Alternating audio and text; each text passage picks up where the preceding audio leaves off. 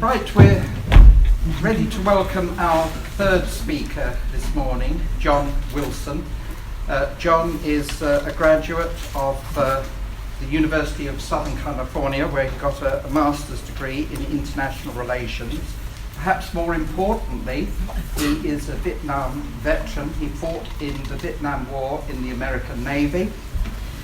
He's a farm boy, born and raised in Iowa, and still has the farm there, which goes back to his grandparents' time at the beginning of the last century. But most importantly for us in TEAM, he's a member of the executive, and he's also a trustee of TEAM and indefatigable organizer of conferences for sixth forms and at the universities, etc. And John has taught both in Iowa, but mainly at the American School in London, which is in St John's Wood. And John's talk today is American Politics in the Age of Donald Trump. So, John. Okay, well, thank you very much. First of all, I'd like to just deal with a couple of housekeeping things. First of all, I'd like to be as brief as possible in my introductory remarks. I'm going to try to keep an eye on the time so that we do have some opportunity for you to raise questions.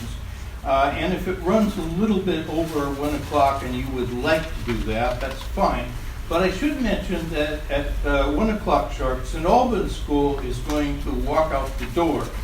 Hopefully this is not because of the fact that they are absolutely incensed with my views on Donald Trump, but in fact they're making excellent use of their trip down to London because they actually have a timed tour of Westminster Abbey, and they have to be on their way at 1 o'clock. So we shouldn't read anything about the political views, and in fact that the St. Albans girls walk out at 1 o'clock. Okay, I think first of all I'd like to start by declaring an interest. I'm actually a free market conservative, although I'm not a social conservative. And I'm certainly not a fan of Donald Trump. I think maybe you need to kind of get that right from the start so you know where I'm coming from. Okay? Sorry to those of you who are great fans of his, and we didn't have any red hats for you. Perhaps we should begin by considering a fundamental concept of American government. In writing the Constitution of the United States, the Founding Fathers, fearing that too much power might fall into the hands of a particular faction or class, divided the powers of government into three distinct branches under the system of checks and balances.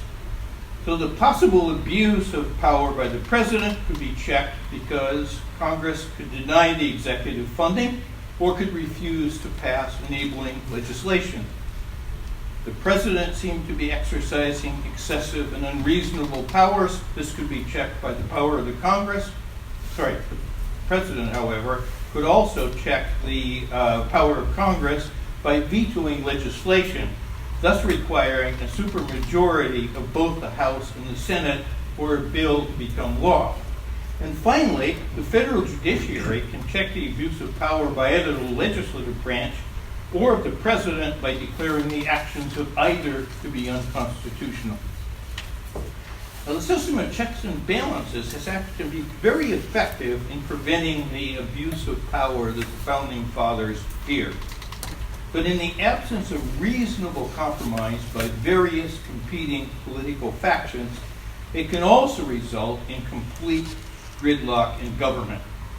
Now, during long periods in American history, particularly in the 20th century, a somewhat right-of-center Republican Party and a somewhat left-of-center Democratic Party actually provided pretty effective government and sensible legislation, even when the White House was in the hands of one party and one or both of the houses of Congress were actually in the hands of the opposite party. When compromise has failed, however, it has sometimes brought devastating consequences, and probably most notably this happened in 1860, resulting in a bloody civil war. In fact, this was the bloodiest conflict in the Western world in the century between the Battle of Waterloo and the outbreak of World War I. when Americans do things, they don't do things by halves. Okay? Over much of the last 20 years, however, there's been an absence of centrist parties willing to take compromises in the interests of the country. And this has brought political gridlock and the failure to address a range of serious national issues. Many observers argue that the political polarization that we see in America today is greater than at any time in the last 150 years. So how did American politics reach this point? Much has changed in party politics and in the American economy over the past 40 years. Historically, blue-collar workers have supported the Democratic Party. But in recent years, the Republicans have become increasingly successful at targeting disaffected white working-class Americans. During most of the 20th century, Americans assumed that even semi-skilled, industrialized union jobs would offer workers a middle-class lifestyle, and they also believed that each generation would be better off than the previous one. For a long time, and for many Americans, the so-called American dream was true. Americans were therefore generally satisfied with a free market economy, and wide-scale socialism was less popular in America than in many other areas of the world.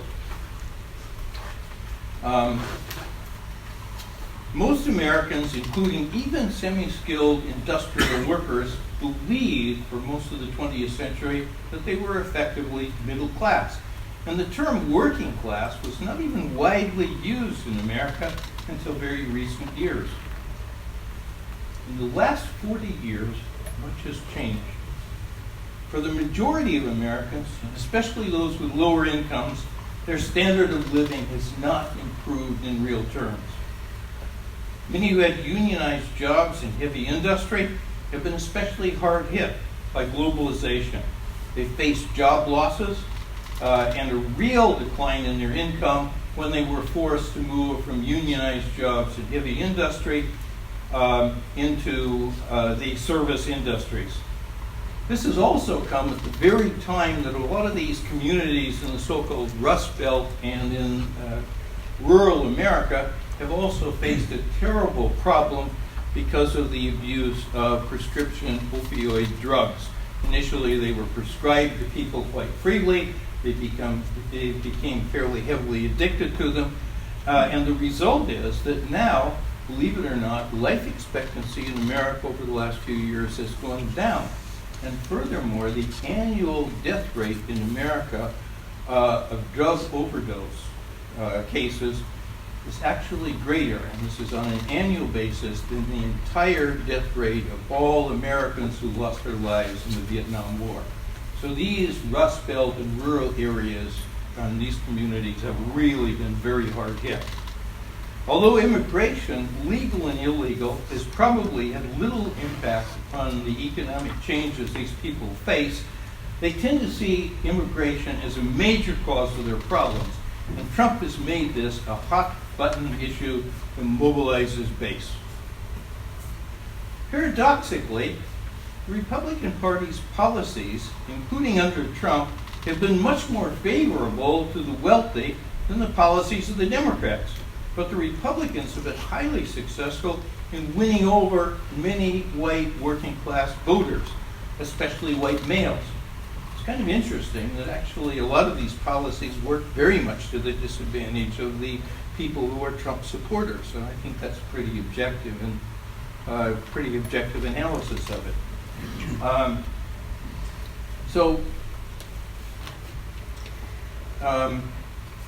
Partly this is, and the Republicans have been able to really home in on a lot of these white working class voters. And this is partly by promoting social conservatism. For a long time, they were very anti-gay marriage, and so on and so forth. But they've also used emotive issues like gun control, surprise, surprise, and appealing to religious conservatives by advocating restrictions on abortion and by opposing the strict, complete separation of church and state. Republicans also promote fear among poor whites by reminding them, which is true, that within a generation, America, for the first time in its history, will no longer have a white majority. Trump has played on this fear to make immigration a major issue in exciting his base. The party also plays on the deep resentment that many poor and working class whites have for the educated urban liberal elites, particularly those people on the East and West Coast in urban areas. The party also plays, the Tea Party faction in the Republican Party has been especially successful in opposing traditional moderate Republicans. And this is a very key thing. Moderate Republicans really have had a lot to worry about as far as Trump is concerned. Trump has exploited all of these insecurities on the part, particularly of white working class people in the Rust Belt and so on, brilliantly, and he has a core of support of probably 40% of the total population who at this point believe that he can do no wrong. His campaign has scapegoated immigrants, especially Hispanics, and has suggested that free trade is the source of most of America's economic problems. Since he can mobilize this base against any Republicans who might oppose him, denying these Republicans, the more moderate ones, nominations in Republican primaries and caucuses, these moderate Republicans, who personally in many cases detest Trump. I suspect that the majority of the Republicans in the Senate and the House privately detest Trump, but they've been unwilling to criticize him publicly because they consider this to just be political suicide. Many traditional free market Republicans have been very reluctant to call Trump out when he opposes free trade, when he allows the federal deficit to get out of control, and he certainly has done that, or when he attacks fundamental civil liberties. These are things that were at one time absolutely basic to traditional Republicans. At the same time, they fear that in 2020, the Republican Party may very well, and the moderates are very fearful of this, that in 2020, the election may play out very much as the congressional election just passed did. That Trump may cause Republicans to lose in suburban middle-class districts, and that his policies and his presidential style may seriously alienate those outside of his base, making the Republican Party a minority party for a generation after he has passed from the scene. This is a real fear on the part of American conservatives, including a lot of the sort of moderate or mainstream Republicans. And I don't think that their fear is entirely misplaced. Trump and his supporters have also been able to exploit changes in media to their advantage. 40 years ago, the average American received most of his news through radio and television via the public airwaves. As a condition of getting a license, because the public airways belong to the public, federal law required broadcasters to present political balance in news coverage, and in some circumstances, public policy required that public figures had the right of response to certain broadcast programs. This has changed completely. First of all, the idea of balance, even with the public airwaves, has passed from the scene to a great extent. But in addition to this, many of Trump's supporters exist on a steady diet of Fox cable programs, and cable is pretty much unregulated.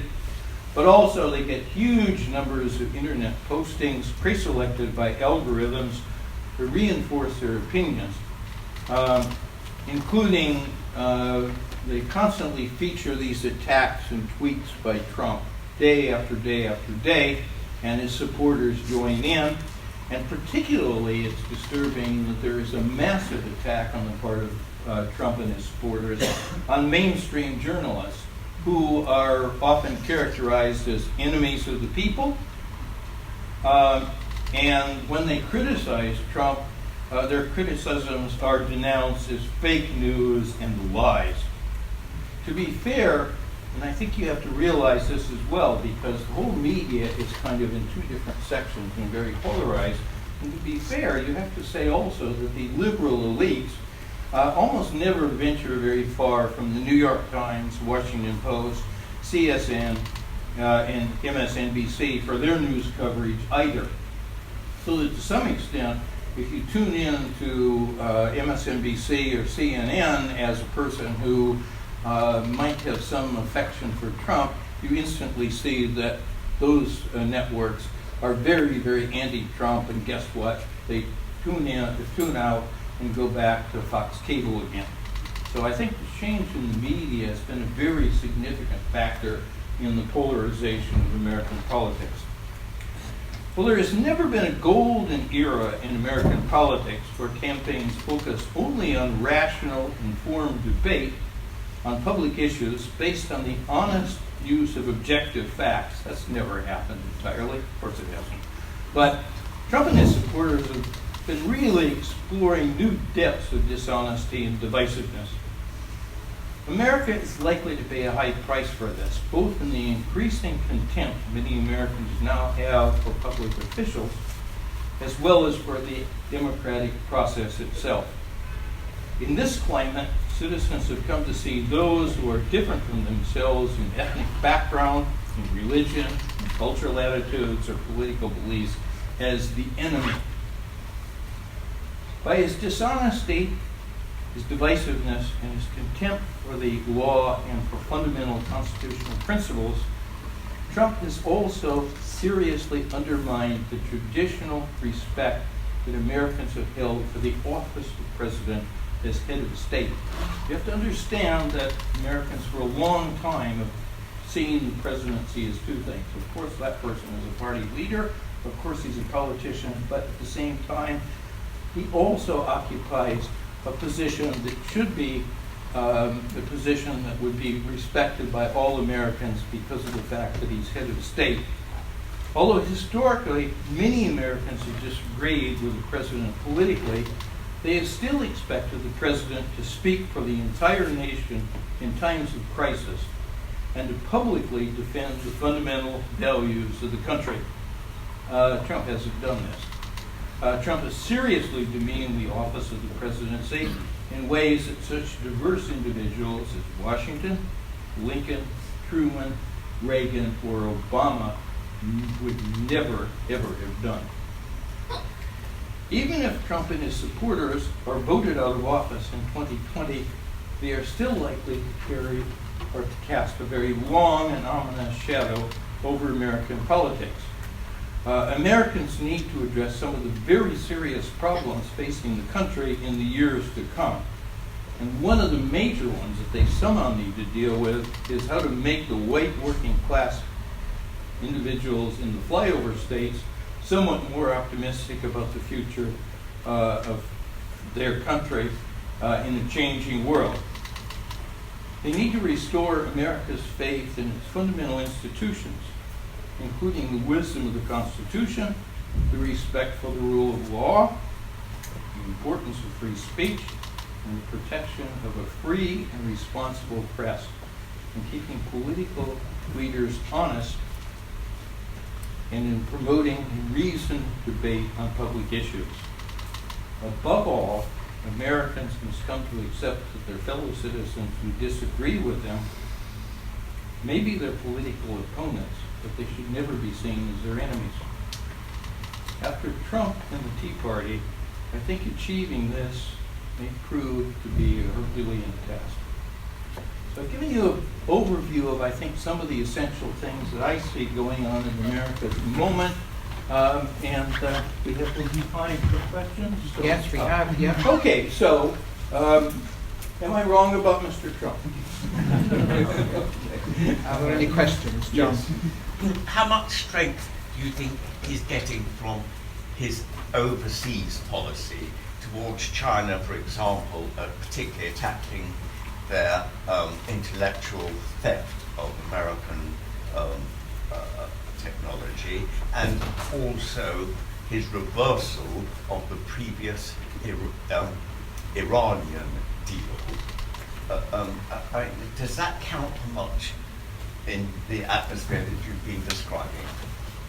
Well, much as it kills me to say this, Trump may be right on a few things, and maybe protecting intellectual property may be a good case in point. I think one of the problems with his administration, I was discussing this with a couple of people earlier, is that he has been so outrageous in his behavior that so much of the media focuses on that, and they don't step back for a minute and have a look at his administration as a whole, which is ragingly incompetent, terrible, awful. Yeah. And the difficulty is that I think he's so inconsistent in his dealing with a lot of these issues like China. And by the way, he never really surrounds himself with very good people, or if he gets the occasional good person, the person leaves. So the thing is that he can't know it all, and he doesn't listen to the few good people that may come around him, and he doesn't have very many of those. So that's one of the problems. I think the difficulty also is that people naturally in all countries view things very simplistically politically. So that as far as Iran is concerned, I think probably he's went over his base, but then, if his base said that, the law of gravity didn't apply, they probably believe him. You know what I'm saying? So I think there's a lot of, one of the problems is that people, particularly his base, often just don't want to consider the facts. You can sometimes agree on the facts and have quite different conclusions about what we ought to do about it, but they don't even want to consider the facts. And that's, I think, one of the real problems with American politics at the moment. 40% of the public will go with him no matter what. I don't think that most of this base really think very seriously about foreign policy one way or another, nor does Trump. I mean, he's all over the place in terms of his policy. Anthony. Thank you very much. That was most interesting. You did mention that Mr. Trump was ragingly incompetent. Perhaps some people agree with that, perhaps some people wouldn't. But what Mr. Trump has said, and I'd like your comment on this, that when we leave the European Union, he'll be able to do a trade deal with the UK the next day. Would you like to comment on that? If you believe in that, you probably go to flying pig races. I mean, that's interesting because, this talk about, there is a lot. I was probably the most reluctant Remainer in this country, but I did vote Remain because I thought that it was the best of a lot of bad options. But the idea that, Britain is going to leave the European Union today and tomorrow is going to get a coherent set of trade policies from the United States. I mean, if you believe that, you're probably smoking some dodgy substance. Yes. Yes, David. And you. No. What shape do you think the Democrats are in for next year's election?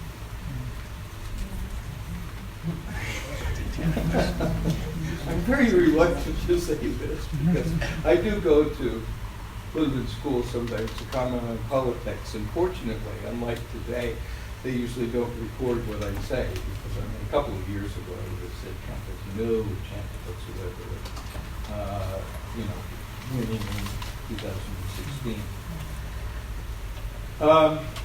I would think that the Republican Party or the Democratic Party would have a reasonable chance of success. They had some considerable success in the House of Representatives in the last election, which has certainly made life very difficult for Mr. Trump and given us some evidence of the existence of a just God. But the thing is that the Democratic Party also has an incredible capacity to shoot itself in the foot at various times as well. I would personally worry a little bit about the movement that I see. If you got this sort of Tea Party movement that kind of dominates the Republican Party, I think you got a faction within the Democratic Party that is large and growing that is fairly far onto the political left. And it worries me. I mean, I'm an economic conservative, but beyond that, what I really want to see in 2020 is for Mr. Trump not going, if he doesn't go to Leavenworth prison, I'd like to at least see him go back to New York. And what really worries me is that I'm afraid that the Democratic Party may choose this time to select a candidate who is a little bit too far to the left to win over some of the moderate Republicans who might go for the Democratic Party at this time just to get rid of somebody as outrageous as Trump. I mean, it's very interesting that if you look at what I would consider to be thoughtful, sane conservatives, the Tea Party are not among them, but George Will, people like that, a lot of those people are saying, frankly, in fact, George Will said before the last election, this guy is a conservative columnist for years and years and years, and he says, well, I think the only solution in 2018 is to vote Democratic. Of course, I don't agree with a lot of their policies, but one of the things I think that's important about looking at Trump is that I think that there are so many things about the absence of respect for the rule of law. There are so many things about just creating a lot of long-term problems for the country by feeding racial minorities and various other groups and so on and so forth. I think there are a whole lot of things that, in, I would say, violation of quite fundamental constitutional principles, that I just think that it doesn't matter where you are on the political spectrum, whether you're pretty far left or pretty far right. I think that, at this particular juncture, people ought to say, "Ooh, enough is enough. Let's get rid of this guy, and then let's go back to some sensible arguments left and right about what public policy ought to be." Right, David. Right, thank you. It seems to me that Trumpism, as I would call it, has had a pretty deleterious effect on the rest of the world, on undermining international law, on moral and ethical standards. I see it all the time in the Chagos context in the UK. There's no problem for the Foreign Office in serving up to Parliament and to the public and anyone that wants to listen misrepresentation, deception, spin, omission, economy of the truth. And some of that seems to be coming out of Washington to some extent. I wondered if you'd like to comment on the impact you think Trump is having on our international structures and on international law as it is today. Well, I think it's really scary in a lot of ways. Yes. I think that it worries me a lot. Maybe you take the immigration issue on the southern border. Large numbers of these people are coming into the United States and are seeking political asylum. Okay? They have a perfect right to seek political asylum in the United States. They seek it.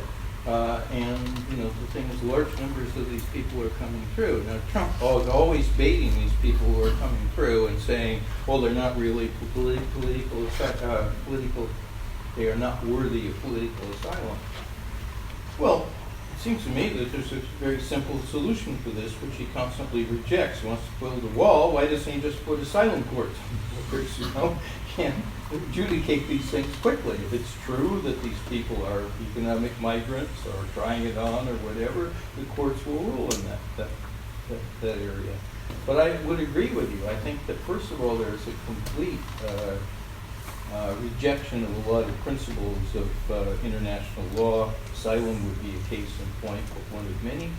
I think the other thing is that a lot of these policies are not thought through, and the United States doesn't seriously consider the attitudes of some of its allies. And the policy about Iran is the case in point.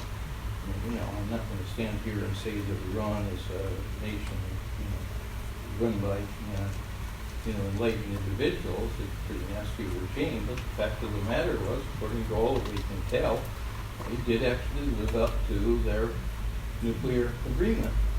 And I think that that's a classic case of where I think Trump is disrupting something very much against the wishes of a lot of American allies and other countries that are not allies but went into the agreement that could have fairly serious consequences. So, I think internationally it's really bad. lady here. Yeah, John, Jules. I just have a question about your opinion on whether it's a good idea or a bad idea to impeach him, in terms of whether it's actually going to help him win another term or not. Can everyone hear the question? Okay, No. the Could you question repeat the was, should the Congress impeach the president? Now, basically, the constitutional position or the constitutional mechanism is this, that the House of Representatives brings charges against the president, and the Senate, by a 2/3 majority, can remove the president from office. All right? In the next, up to the election, unless Trump does something that is even more outrageous than he's been done to this point, it boggles the mind what that might be, that the House of Representatives, if they vote articles of impeachment, are not going to get those articles of impeachment through the Senate. So then the question is there any advantage in doing that? Now, one argument is that it's a matter of principle. That if he has seriously violated fundamental concepts and so on, is he, in fact, one of the most serious things, which most people, lawyers, would agree with, regardless of whether Republicans or Democrats, is that he's actually been guilty of obstruction of justice. Okay? Well, the question is, if he has been guilty of obstruction of justice, which, by the way, was the thing that brought Nixon down, and he has done things which almost all observers would say are even more egregious than what Nixon got up to. I mean, this guy is beginning to make Nixon look like some sort of a choir boy. Shouldn't you do that as a matter of principle? Now, what the Democrats are afraid of is that I think for a lot less sensible reasons, they impeached and tried to remove Clinton from office 20 years ago. And it, at that time, worked to the disadvantage of the Republican Party. So the question is, should we do this as a matter of principle? Should we do this even if it may cause us if it may not present us with political advantages? So it's very difficult to know. Opinion polls surprisingly say that it's not going to figure very much one way or the other. If they bring articles of impeachment, it's probably not going to bring a lot of people over who otherwise are supporters or not supporters of the Democratic Party.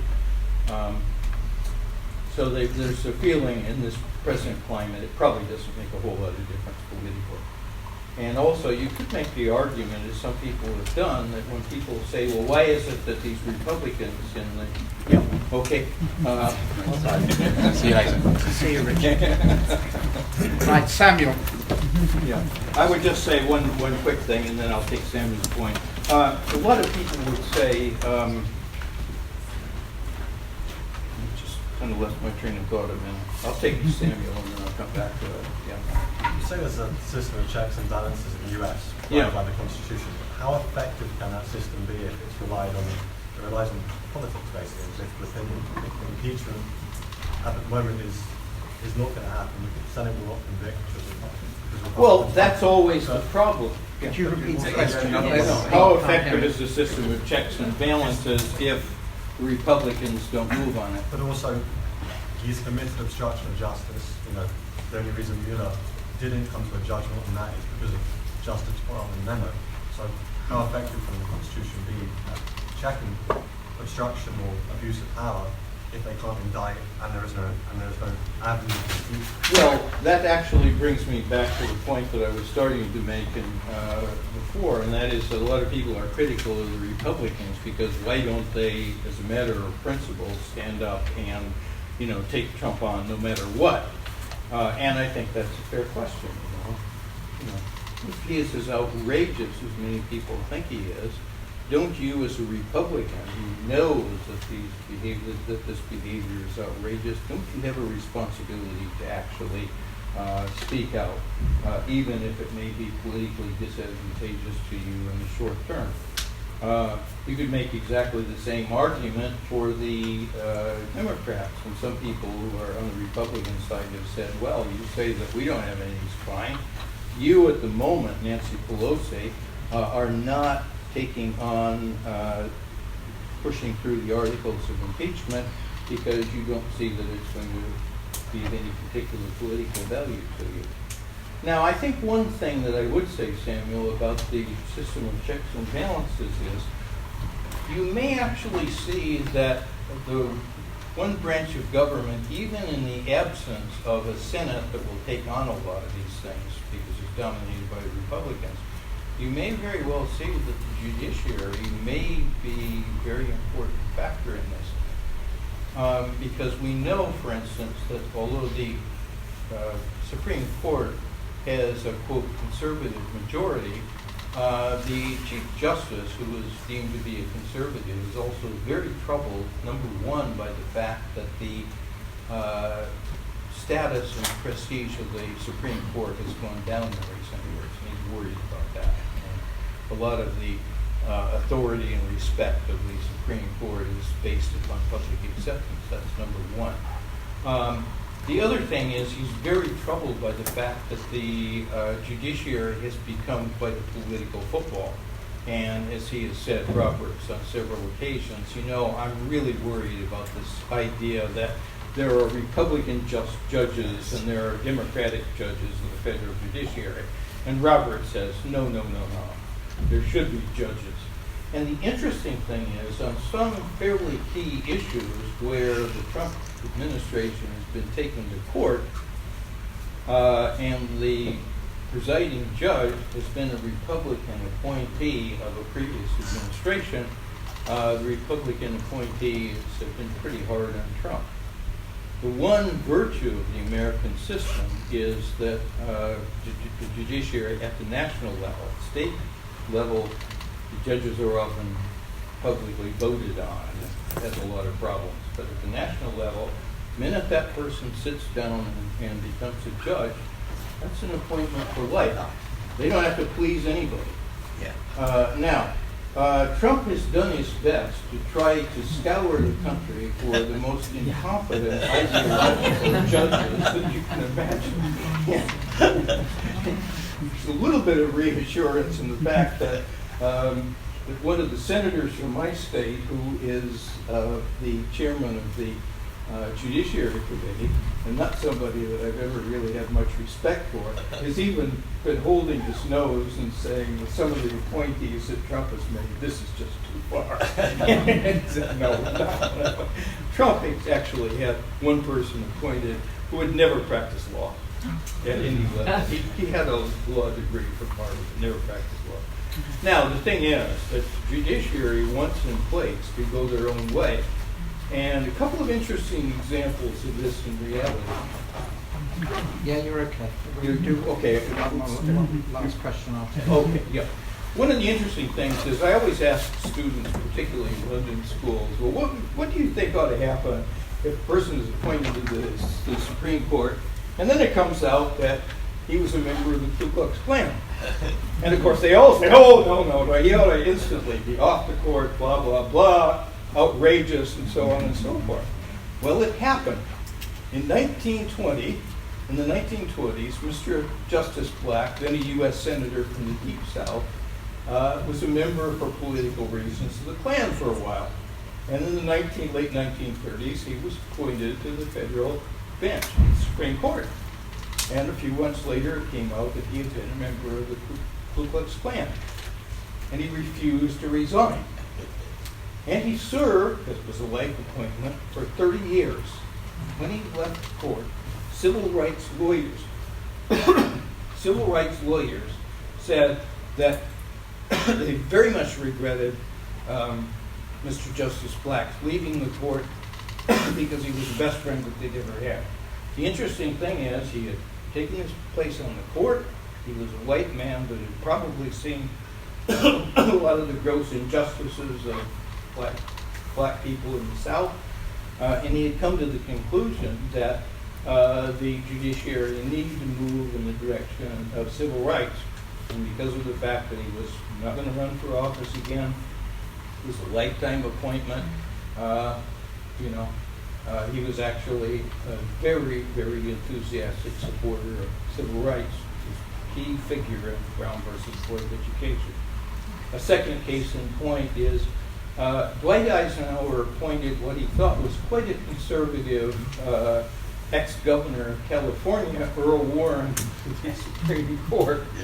Mr. Warren took his place as Chief Justice of the Supreme Court and then started writing all kinds of very, very liberal opinions and interpretation of the Supreme Court, of the Constitution. And Dwight Eisenhower said to his dying day that it was the worst damn thing that he'd ever done in the entire 8 years that he'd been in the White House. But of course, he could do nothing about it. Now, to follow up on Samuel's question, I think that it may be that the saving grace initially in this whole thing may be the judiciary, and it may actually be conservative judges and justices, as well as more liberal judges and justices, who may just simply say, we're not arguing about the rule of law, we're not arguing about financial or the fundamental constitutional principles.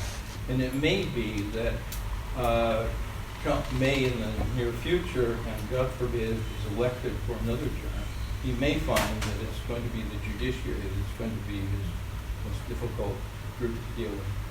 Mike? Right, we do two more. You, as an economic conservative, Yeah.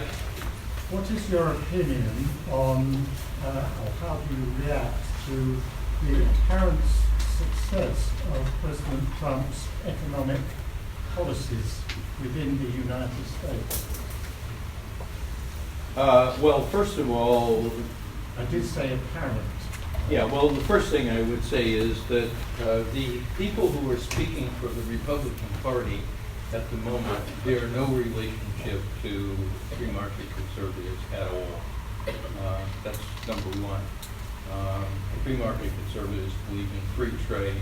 Free market conservatives believe that you should have a balanced budget most of the time. You shouldn't have massive deficits, so on and so forth. So that's number one.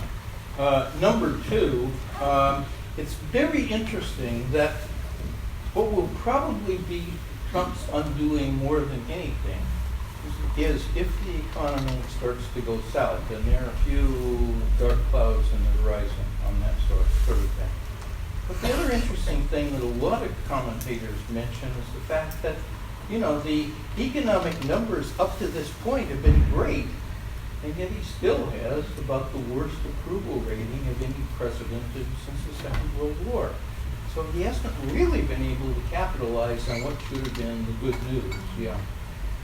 Beyond that, I would say that a number of his economic policies in the long term are going to have a detrimental effect generally, and I think they're going to have a particularly detrimental effect on those very people that are his core supporters. And I don't think it's inconceivable that a lot of these people who are not, the Trump supporters are not ideological conservatives at all. And I could very well see many of these people becoming, if they become disenchanted with Trump, are going to take up with Bernie Sanders freely. Gentleman there. I just have a question. Yeah. I feel like, do you not feel like perhaps the media and just the general public are kind of like underestimating the public for the Latino vote for Trump?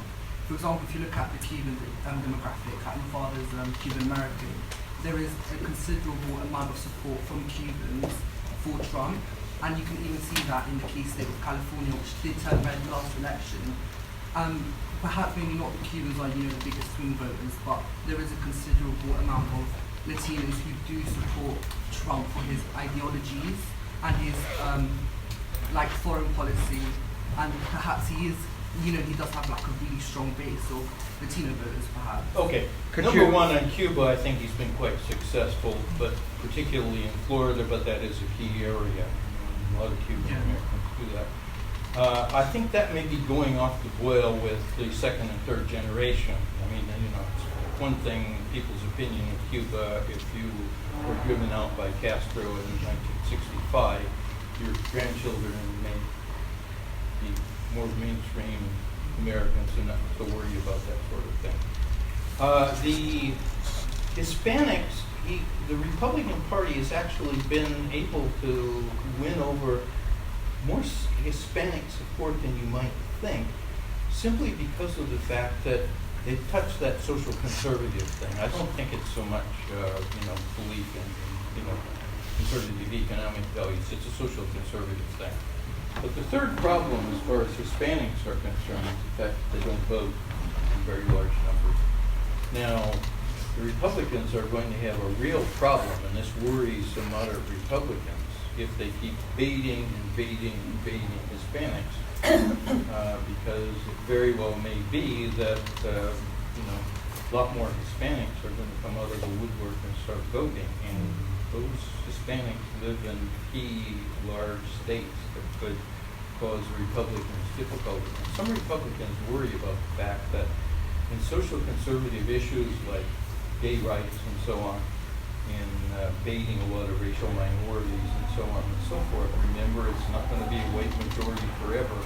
They may be actually creating a party that is just going to be pretty toxic to a lot of group of people. Right, I think we have to conclude there. Just to say a few thank yous. Thank you to John particularly for a very insightful